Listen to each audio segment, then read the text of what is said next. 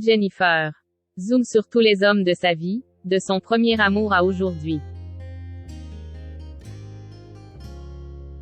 Depuis sa victoire à la Star Academy, Jennifer collectionne les succès. En coulisses, elle multiplie les conquêtes. Preuve étant, ces quatre-là, elle ne les oubliera jamais. Où est passée la petite Jennifer timide de la Star Academy? Pour le savoir, nous avons mené l'enquête sur ses coups de cœur. Jennifer, croqueuse d'hommes? Ceux qui ont moins de 20 ans ne nous croiront jamais. À l'époque, Jennifer est une jeune femme complexée par l'image qu'elle renvoie. Elle est si apeurée qu'on dirait presque qu'elle a peur de son ombre. Fort heureusement, sa victoire à la Star Academy lui donne l'opportunité de percer dans la musique. Ça tombe bien, c'est justement son rêve depuis qu'elle est toute petite. C'est l'évidence, le chemin jusqu'à la gloire sera long et semé d'embûches. Au début de l'aventure, personne de la production ne souhaite miser un euro sur Jennifer. Encore dégoûtée par les audiences du Love Story de M6, elle cherche à dénicher un clone de Loana. Excédé par un tel argument, Pascal Nègre sort de ses gonds. En écoutant la voix de cette petite brune de l'île de beauté, il sait qu'il a trouvé la perle rare. Insistant pour la recruter, il rappelle à TF1 que c'est un télé-crochet et non pas un docu-réalité. S'ils font confiance à son expertise, ils ne le regretteront pas.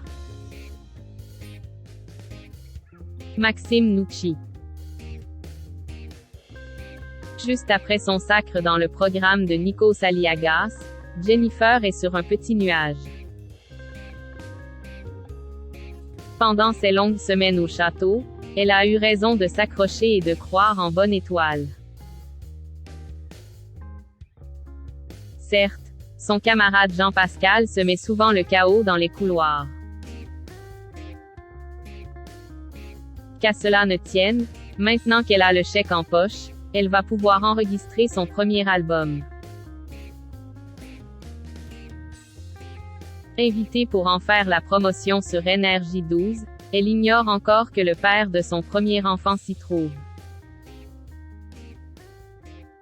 Moins d'un an après cette rencontre digne d'un conte de fées, la cigogne arrive avec Aaron.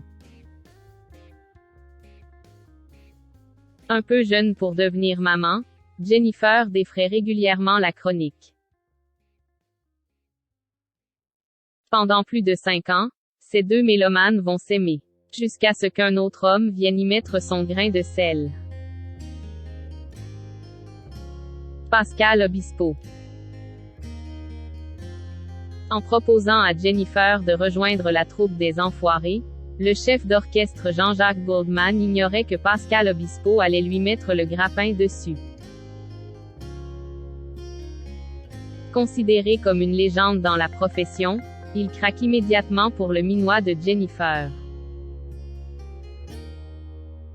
Impressionnée par son charisme, cette dernière se console dans ses bras. Hélas, plus les mois passent, plus il montre son vrai visage. Il ne se contente pas de donner son avis, mais en Pygmalion, il dirige, ordonne, impose, et se fâche peu à peu avec l'équipe de Jennifer.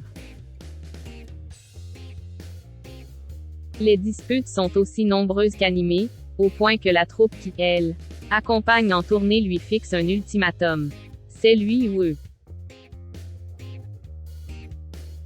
Thierry Neuvik. Sur le tournage de Les Francis, Jennifer croise le regard du géniteur de Joseph. 2014. Avec ce comédien, elle sait qu'elle a trouvé la perle rare. Hélas, le planning de l'un ou de l'autre ne laisse pratiquement aucun moment à trois. Sans qu'elle puisse le contrôler ni y remédier, un fossé se creuse entre elle et Thierry Neuvik. 2 ans après, c'est le clash.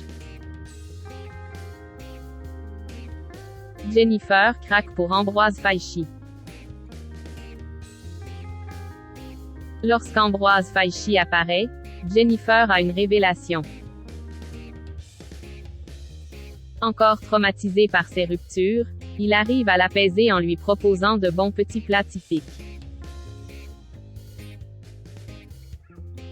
Tel un juste retour des choses, la chanteuse pose ses valises pas loin du paradis de son enfance. Après un mariage émouvant et une pandémie, son dernier bonhomme Giovanni débarque. Désormais en paix, l'ultime album de la quadragénaire solaire fait le point sur les différents rebondissements de son existence. On vous laisse l'écouter.